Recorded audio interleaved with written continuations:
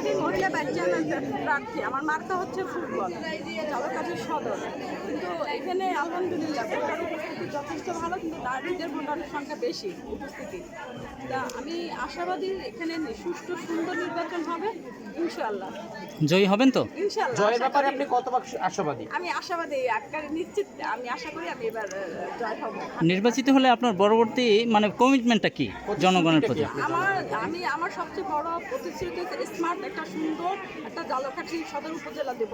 মানুষের দ্বারা দ্বারা এখনো অনেক মানুষ অবহেলিত আছে বিভিন্ন গ্রামে। আমি এই নির্বাচিত প্রচারণা দেখেছি, রাস্তাঘাট অনেকেরই সমস্যা আছে, সেইটা সমাধান করার চেষ্টা করব।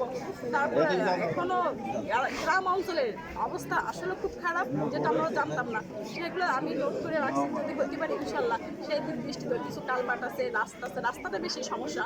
বিভিন্ন জায়গায় ব্রিজ হয়েছে কিন্তু রাস্তা হয় না, সেই রাস্তাগুলো আমি ইনশাল্লাহ আশাবাদী। কিছু মানুষের ফলের দরকার, কিছু এলাকা আছে যে ফল নাই, সুপেয় পানি পায় না, এখনো পায় না।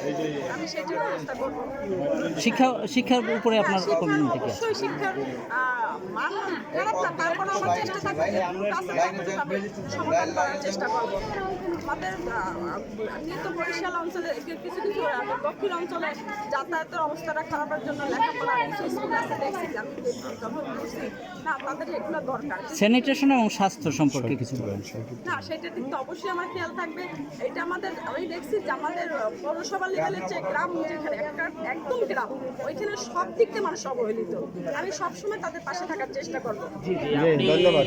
আপনি আপনার কি কোনো কেন্দ্র ঝুঁকিপূর্ণ আপনি মনে করেন কি? না, আমি এখন পর্যন্ত আমি আজকে আপনার সব এজেন্ট কি কেন্দ্রে ঢুকতে পারছে? হ্যাঁ, ঢুকতে পারতেছে, মানুষ নির্বিঘ্নে ভোট দিতে পারতেছে, কোনো সমস্যা এখন পর্যন্ত আমি আমার আসে নাই। কোনো কমপ্লেন আসেনি? আপনার কি কোনো অভিযোগ আছে কিনা? না, আমার কোনো অভিযোগ নাই। বললামই তো সুন্দর হইতেছে এবং আমার ভালো লাগতেছে এই সেন্টারে ভোটারের উপস্থিতি, নারী ভোটারের উপস্থিতি অনেক বেশি। আমি সত্যি খুব ভালো লাগতেছে, আমি গর্বিত যে আমাদের নারী ভোটার। জি, আপনাকে ধন্যবাদ। ধন্যবাদ। ধন্যবাদ আপনাদের।